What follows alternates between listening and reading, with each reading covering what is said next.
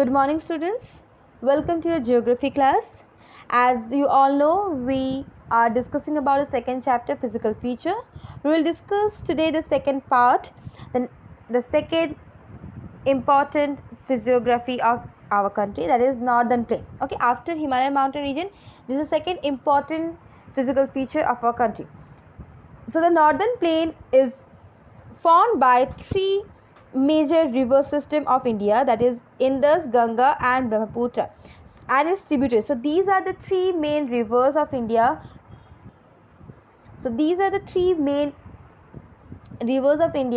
Which is Indus, Ganga and Brahmaputra with its tributaries helps to form northern plains. This plains is formed of alluvial soil. Okay, as we know that in this plain region, rivers started their depositional activity. So they brought down all the alluvium, stones, pebbles, gravels here, and they started depositing. So this whole area is covered by alluvial soil, which is brought down by the rivers only. So the deposition of alluvium in a vast basin lying at the foothills of Himalaya over a million years formed the fertile plain. Okay, because from million years constantly rivers are doing their deposition activity in this vast basin area, and they are constantly depositing of alluvium. So this basin area became the most fertile plain area. This area is spread over an area of 7 lakh square kilometer. Approximately total 7 lakh square kilometer area is covered by this northern plain range, and this plain area is long like 2400 kilometers, exactly like Himalayan mountain range. This northern plain range also covers 2400 kilometers, and it is broad. The width of this area within 240 to 320 kilometer. Okay, so this plain area is long 2400 kilometer and width wise it is 24320 kilometer. Is a densely populated physiographic division. Okay, this area is densely populated. What are the reason behind it? Now it is rich soil, adequate water supply, favorable climate. So as we know, our civilization started first on the basis of agriculture only. This plain area, as it is the most fertile plain, here we are having adequate and sufficient amount of water because of this valley river only, as well as a favorable climate for the agriculture. So this area is densely populated region in our whole country. Okay, and as you can see, approximately 7 lakh square kilometer area this covered by this fertile plain. So automatically in this region most of the people are living to have agriculture. They are working in agriculture sector, they are working in industrial sector, and it is only possible due to this vast region. Okay, so this area agriculture is very productive. So this particular part of India, which is the northern plain having alluvial soil, having the most fertile plain, is very much productive part of India. Okay, now this do you know, you will get to know about something. Okay, now Majuli in the Brahmaputra river is the largest inhabited river and island. Okay, we all have heard about island. What is island? Now island means that four side we have water in a sea or in an ocean. When we have four side of water,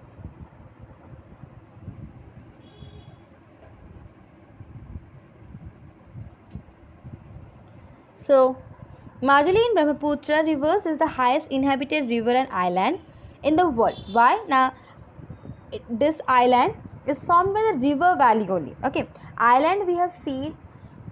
Now four side we have one piece of land and four side we have water. Basically we have seen island on ocean or in sea, but this is river and island. It means it is in between the river only. Four side we have water, river water, and in between that we have one piece of land.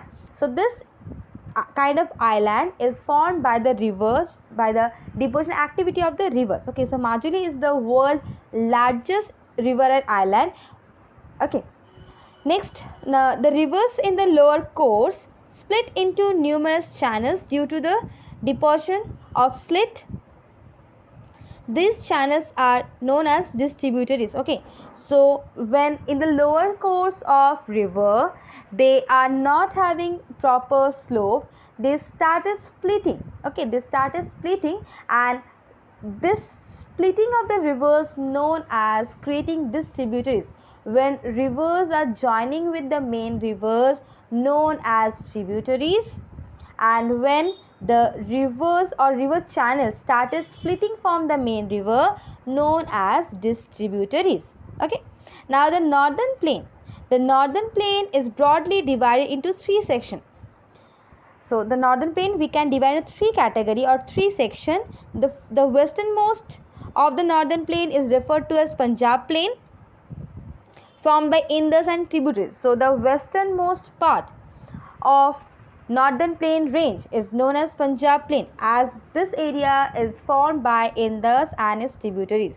The large part of this plain lies in Pakistan, in the Indus and its tributaries of Jhelum. Okay, but unfortunately a large part of this Punjab Plain now belongs to Pakistan, and the Indus and the tributaries, this tributary Jhelum, the Chenab, Ravi, Beas, Satluj. So these are the tributaries of Indus river. It is Jhelum, Chenab, Ravi, Beas and Satluj, originated in the Himalaya, and this section of plain is dominated by Doab. So this area is known as Doab, or this type of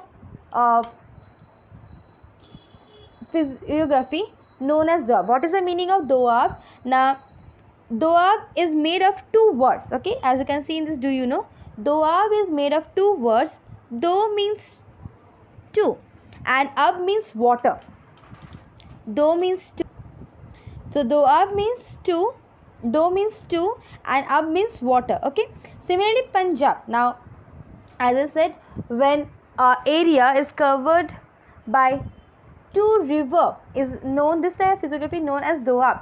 But because this area, the western part of northern plain range is formed by five rivers. Okay, that's why its name is Punjab. Punch means five and ab means water. So this area, because made of five river water, okay, so this area is known as Punjab.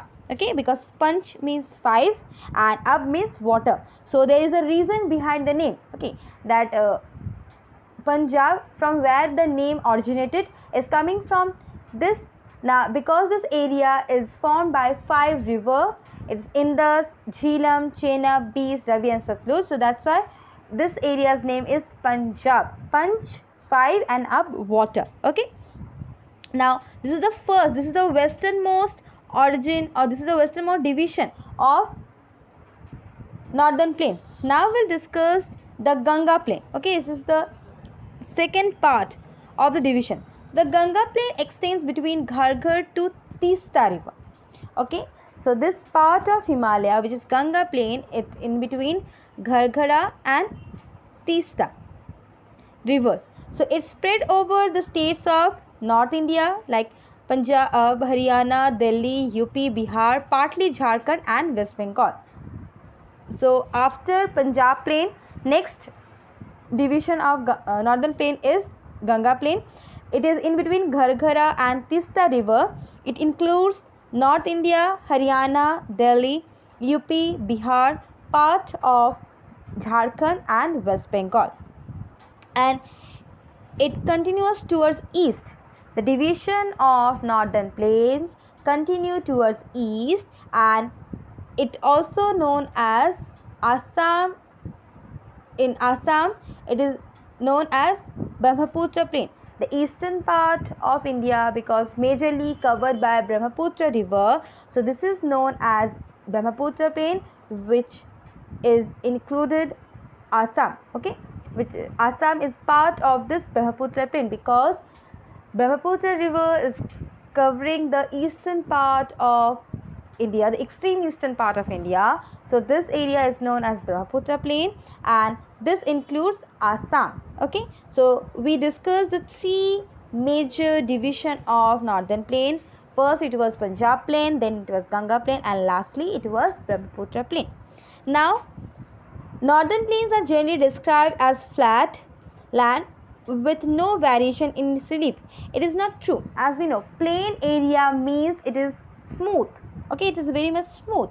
There is no variation, but it is not true at all. Okay, plain area does not mean we have it is very much smooth. Okay, it's not totally true. So the vast plain areas have diverse relief features. Okay, now in this northern plain also we will see the diversity in feature. So we will discuss what are the diversity in features. Now according to the variation in relief feature, the northern plains can be divided into 4 regions. Okay, so it's divided into 4 regions. The rivers after descending.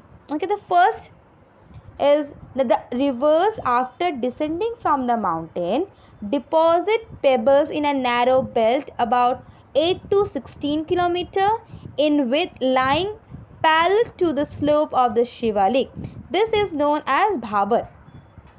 So after coming down from the northern part of Himalaya, when rivers started deposit pebbles, alluvium and all, it create a very narrow belt which is widthwise 8 to 16 kilometers, and this is parallelly lying with the slope of Shivalik.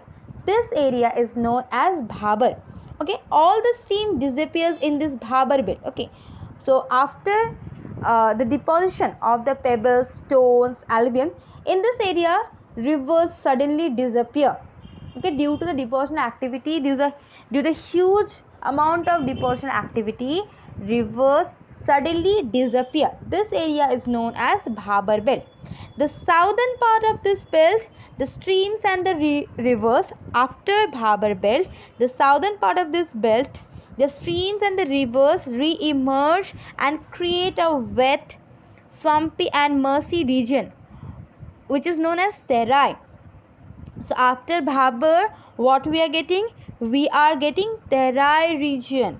And after disappearing of the rivers, when rivers suddenly coming again and they are forming this kind of wet, swampy, marshy region which is very much muddy, this region is known as Terai. And because of this type of variation, because of this type of feature relief, okay, this area is densely forested, okay, thickly forested region and full of wildlife. Okay, because of the pebbles, because of this alluvium, because of that river only, this area is home of wildlife as well as forest.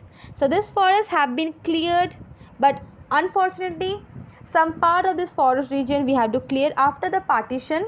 Okay, when people when we need to settle down the migrants, okay, we need to cut it down. So a part of this region nowadays is cleared, and due to some unfortunate reasons, okay, people are living there and they are having their agriculture activity, as well as they are using this area as their permanent grazing lands. Okay, so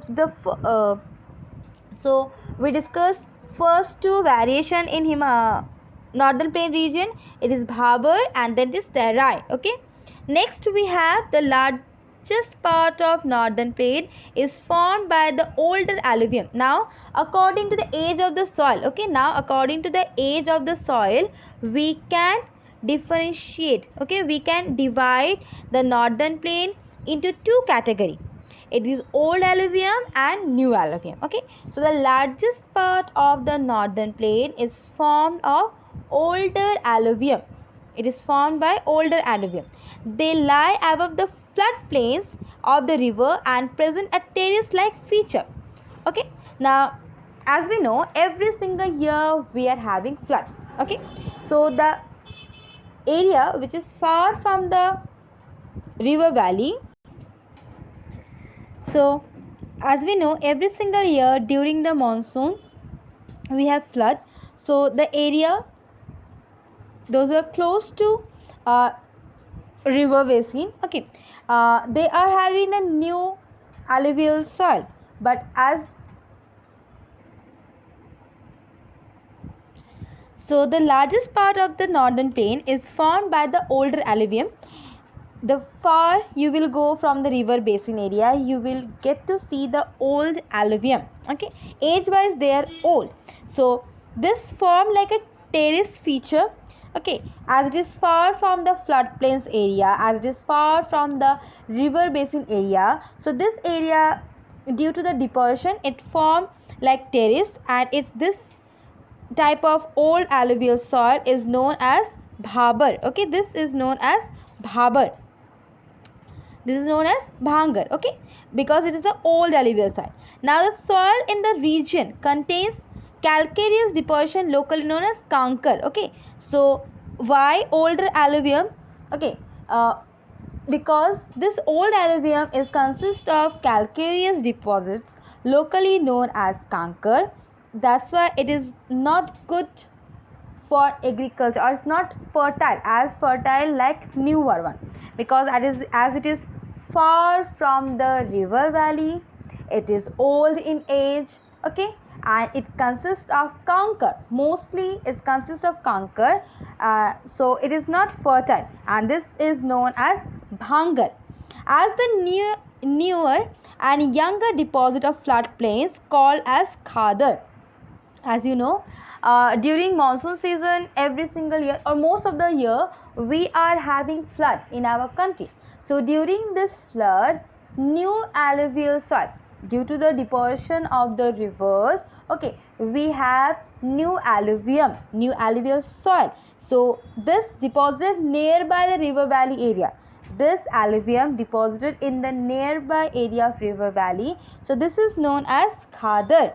Okay, it is young, it is new, it is very much fertile. So the newer almost every year, because every single year mostly we are having flood, so it is renewed every year. It is renewable, so it is renewed every year, and every single year we are getting the new alluvial soil, which is khadar, and every single year the previous year's soil is known as bhangar. Okay, so suppose this year we have flood, so this year we will get the new alluvial soil, which is khadar. Next year it will become the old alluvial soil, and it will be known as bhangar. And as we all know, because it is new, okay, it's having the new deposition of alluvium and others, so it is very much fertile. Okay, so most of the agriculture activity we have in this khadar only. Okay, so it is ideal, this khadar or this type of fertile soil is ideal for agriculture activity, and most of the intensive agriculture activity we have in this khadar. So from the northern plain we have learned that this area is formed by the three most important rivers of India, Indus, Ganga and Brahmaputra. This area is covered almost 7 lakh square kilometer area. It is long as 2400 kilometer. Okay, the depositional activity by the rivers happen here, and that's why it is, and according to river only we can divide it three category. Western part is Punjab, then we have Ganga Plain, and lastly we have Brahmaputra Plain. Okay, we have get to know that according to relief feature wise we have 4 division of this range. It is Bhangar and Tehrai, and Bhangar and Khadar. Okay, so I hope this video helps you to understand today's topic. Thank you students, thank you for watching today's video. We will discuss next topics in your next class. Thank you everyone.